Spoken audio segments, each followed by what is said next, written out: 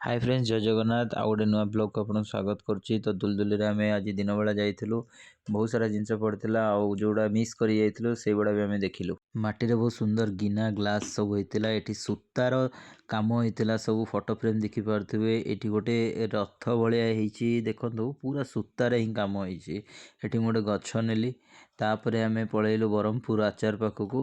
तो सेठू किणाकिणी कर घर को रिटर्न कलु तो किसी करें तो बिरियानी गोटे ऑर्डर कर खाईदेलु। बाटीटा बहुत सुंदर डिजाइन है यार रेट आप विश्वास करें 10 रुपीज पर माने दीपटारू भी कम रेट। हाँ दीपठारू भी कम रेट आ बहुत सुंदर है आम रसगोला रखी खाइबू।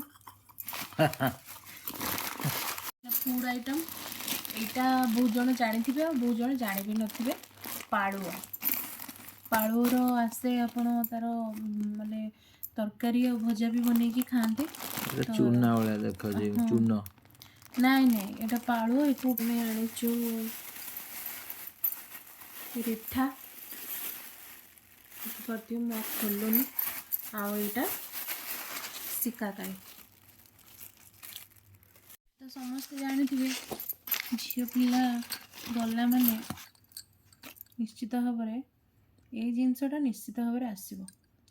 सेट थिला देखिए केमती लगुच कहे